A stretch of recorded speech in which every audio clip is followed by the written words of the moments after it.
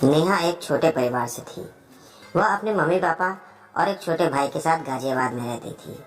नेहा शुरू से ही पढ़ने में बड़ी मेधावी थी, जिस वजह से अपना कॉलेज खत्म करने के बाद उसकी एक बहुत ही अच्छी कंपनी में नौकरी लग गई। नेहा की शुरुआती तनख्वाह लगभग 30,000 महीना थी। नेहा की इतनी अच्छी नौकरी लगने से परिवार के सभी लोग बहुत खुश थे। नेहा के मम्मी पापा अब नेहा के लिए एक अच्छा सा लड़का तलाशने लगे और बहुत जल्द ही एक होनहार लड़का ढूंढकर नेहा के हाथ पीले कर दिए गए। रोहन और नेहा की शादी काफी धूमधाम से हुई। नेहा का ससुराल भी काफी अच्छा था।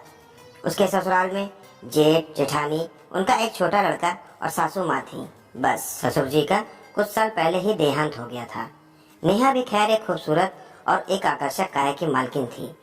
गोरा रंग, गोल चेहरा, काले लंबे घने बाल जो उसके कमर को चूमते थे, 5 फुट 6 इंच की लंबाई और साथ में एक भरा बदन उसकी सुंदरता में 4 चांद लगाते थे।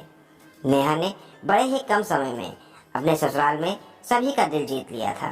रोहन भी उसे दिलो जान से ज्यादा प्यार करता था और उसे बहुत मानता भी था। दिन यूं ही हंसते खेलते बीतते चले गए। रोहन और नेहा की शादी को पूरे 6 साल बीत चुके थे, लेकिन उनकी जिंदगी इतने सालों बाद भी अधूरी ही थी, क्योंकि उनकी गोद में अभी तक एक भी बच्चा नहीं आया। उनके घर का आंगन अभी भी सूना ही पड़ा था। नेहा इतने सालों से गर्भ धारण नहीं कर पा रही थी, लेकिन फिर भी नेहा के प्रति रोहन का प्यार कभी कम नहीं हुआ।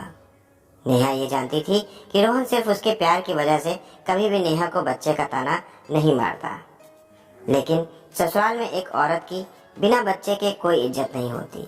इसलिए नेहा को ससुराल की ओर से अधिकतर किसी न किसी के ताने सुनने ही पड़ते थे। जबकि नेहा एक बहुत ही सुशील और कामकाजी लड़की थी। उसके हाथों में जादू था। वो खाना बहुत ही अच्छा और स्वादिष्ट बनाती थी और पूरे घर का काम अकेले ही करती थी। घर के सभी सदस्यों का बराबर से ध्यान भी रखती थी, पर फिर भी उसे सबके ताने सुनने पड़ते थे। कभी जेठानी कुछ बोल देती थी तो कभी ननद, बल्कि कभी कभी नेहा की सास रोहन से यहाँ तक कह देती थी कि बेटा मुझे नहीं लगता कि अब इसके बच्चा होगा। तू ऐसा कर कि तू दूसरी शादी कर ले, जिससे इस घर को एक वारिस, एक चिराग तो मिल सके, क्योंकि इस बांझ कलमुही से तो कुछ नहीं होगा।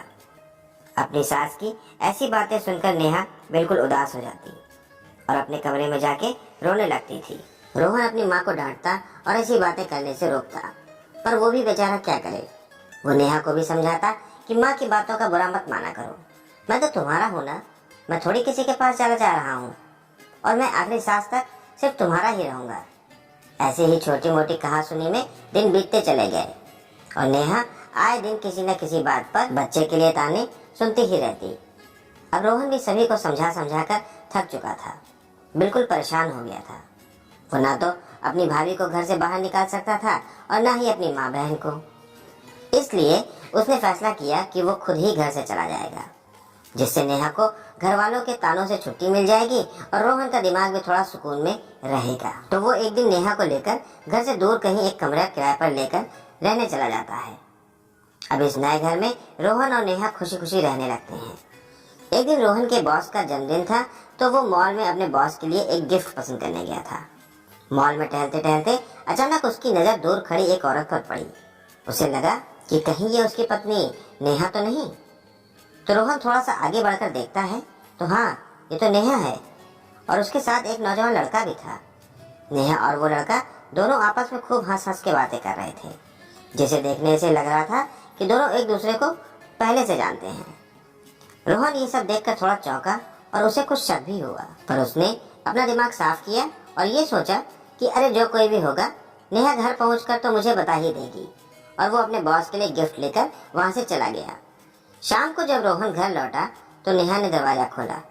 रोहन को थका हुआ देखकर नेहा ने पूछा, क्या हुआ, काफी थके हुए लग रहे हो? तो रोहन ने बताया कि आज बॉस का जन्मदिन था, तो उसी में काफी थकान हो गई है। नेहा कहती है, ठीक है, आप कपड़े चेंज कर लो, मैं आपके लिए चाय बना देती हूँ। तो रोहन इस बात पर अपनी सहमति जताते हुए वॉशरूम चला जाता है और मुंह हाथ धोकर फिर से कमरे में आकर सोफे पर बैठ जाता है। नेहा गर्मा गर्म चाय लेकर आती है और रोहन को देती है। रोहन चाय पीने लगता है और इंतजार करने लगता है कि अब शायद नेहा उसे कुछ बताए, पर नेहा अपने घर के कामों में जुटी रहती है। तो काफी देर बाद जब रोहन से बर्दाश्त नहीं होता तो वो नेहा से पूछ ही बैठता है कि नेहा आज कहीं गई थी क्या। तो इस पर नेहा रोहन को बताती है कि हाँ, आज मैं मॉल गई थी कुछ सामान लेने, और जो सामान वो मॉल से लाई थी उसने सब रोहन को दिखाया, पर उस लड़के के बारे में उसने रोहन को कुछ भी नहीं बताया। अब रोहन को थोड़ा थोड़ा नेहा पर शक होने लगा था कि नेहा ने उसे बाकी सारी चीजें तो बता दी, पर उस लड़के का कोई भी जिक्र नहीं किया। आखिर क्यों, कौन है वो लड़का। पर रोहन अपने अंदर उमड़ते सवालों के समंदर को शांत करके बिना कुछ कहे चाय पीने लगता है। कुछ दिनों बाद रोहन फिर से उसी लड़के के साथ नेहा को मार्केट में देखता है, पर रोहन फिर भी शांत ही रहता है। और फिर रोहन अधिकतर नेहा को उस लड़के के साथ इधर उधर कहीं न कहीं देख ही लेता है। एक दिन रोहन अपने घर के गेट पर पहुंचने ही वाला था कि अचानक ही उसने अपनी बाइक रोक दी। उसने देखा कि वही लड़का नेहा को अपनी बाइक पर बिठाकर घर तक छोड़ने आया था, और बाइक से उतरने के बाद दोनों हंस हंस के बातें कर रहे थे। रोहन ये सब देखकर हैरान और परेशान हो जाता है, पर वो नेहा से इस बात की कोई भी चर्चा नहीं करता है, क्योंकि रोहन नेहा से बहुत प्यार करता था और उसे डर था कि कहीं उसकी किसी रोक टोक की वजह से नेहा उसे छोड़कर चली न जाए। एक दिन रोहन सुबह सुबह चाय पीते हुए अखबार पढ़ रहा था और नेहा बाथरूम में नहा रही थी, तो नेहा का फोन बजने लगता है। रोहन उठ के जाता है और फोन उठा लेता है। इससे पहले कि रोहन इधर से हेलो बोल पाता, उधर से एक आवाज आई कि रोहन नेहा से कह देना कि मैं थोड़ी देर में घर आ रहा हूँ, और रोहन तुम भी घर पर ही रहना, मुझे तुमसे भी कुछ जरूरी बात करनी है नेहा के बारे में। अब फोन कटते ही रोहन एकदम से चौंक जाता है और उसे कुछ भी नहीं समझ में आता कि आखिर उस लड़के को मेरा नाम कैसे पता चला और वह मुझसे क्यों मिलना चाहता है। कहीं उस लड़के और नेहा के बीच में कुछ गलत तो नहीं, कहीं नेहा मुझे छोड़ने की तैयारी तो नहीं कर रही। इसी उधेड़-बुन में रोहन फंसता ही जा रहा था और चकराता जा रहा था, पर उसे किसी भी सवाल का जवाब नहीं मिल रहा था। रोहन के मन में अनेकों अच्छे कम और बुरे ज्यादा ख्याल आ रहे थे। उसे लगने लगा कि कहीं नेहा मुझसे तलाक तो नहीं चाहती, कहीं वो लड़का यही बात करने तो नहीं आ रहा। एक साथ इतनी सारी बातें सोचकर रोहन बिल्कुल उदास हो गया और नेहा के साथ बिताए गए हसीन पलों को याद करते हुए उसकी आंखों से आंसू छलक उठे, और धीरे धीरे रोहन अपनी और नेहा की यादों में वो इतना खो गया कि वो फूट फूट कर रोने लगा। तभी नेहा भी नहाकर बाथरूम से निकली और रोहन को रोता देख दौड़कर रोहन के पास गई और उसे अपने दोनों हाथों से पकड़ते हुए बोली कि क्या हुआ रोहन, तुम रो क्यों रहे हो, सब ठीक तो है ना। पर रोहन खुद में अंदर से इतना टूटा हुआ और गुस्से में था कि उसने नेहा को झटक दिया और एक और धक्का दे दिया। नेहा के पैर गीले थे, जिस वजह से वो फिसलकर पास में ही रखे एक स्टूल से जा टकराई और बेहोश हो गई। रोहन ने दौड़कर उसे उठाने की कोशिश की और जैसे ही उसके सर पर हाथ लगाया तो नेहा के सर का पिछला हिस्सा खून से लथपथ था, जिसे देखकर रोहन बिल्कुल डर गया और रोते रोते चिल्लाने लगा, उठो नेहा उठो, मुझे माफ कर दो। पर नेहा तो बेहोश थी। फिर रोहन को होश आया और वो अंदर कमरे में जाकर पट्टी और दवा ढूंढने लगा, और दवा ढूंढते ढूंढते ही उसे दवा के डिब्बे में ही एक चिट्ठी दिखाई दी। रोहन उसे खोल के पढ़ने लगता है। उसमें लिखा था कि प्रिय रोहन, मैं तुम्हें कई दिनों से बताना चाह रही थी कि मैं अपना इलाज एक डॉक्टर से करवा रही थी और वो डॉक्टर मेरा कजन भाई है, और रोहन मैं उसी के इलाज और मेहनत की वजह से आज 1.5 महीने से गर्भ से हूँ, और उसने कहा है कि मेरे सारे टेस्ट नॉर्मल आए हैं और अब की बार सफलतापूर्वक हम दोनों माता पिता बन जाएंगे। मैं कुछ दिनों में उसे अपने घर पर खाने के लिए बुलाने वाली हूँ, तो तुमसे भी मिलवाऊंगी। रोहन अभी चिट्ठी पढ़ ही रहा था कि तभी दरवाजे की घंटी बजती है। रोहन दौड़कर दरवाजा खोलता है तो सामने वही नौजवान लड़का खड़ा होता है जिससे नेहा मिलती थी। रोहन के कुछ कहने से पहले ही वो बोल उठता है, और रोहन कैसे हो, तुम शायद मुझे नहीं पहचानते, मैं नेहा का भाई अरुण हूँ। अभी कुछ देर पहले मुझसे ही तुम्हारी बात हुई थी। अरुण नेहा को ढूंढते हुए अंदर घुस आता है।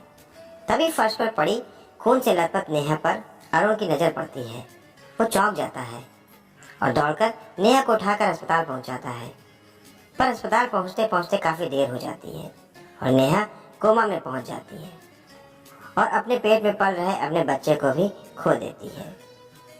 रोहन को जब यह सब पता चलता है तो वो फूट फूट कर रोने लगता है और नेहा के पैरों के पास बैठकर उसके पैरों को पकड़कर उससे बार बार माफी मांगने लगता है। पर अफसोस अब कोई फायदा नहीं था। रोहन की एक गलतफहमी की वजह से एक जान तो चली ही गई और दूसरी जिंदगी और मौत से लड़ रही थी।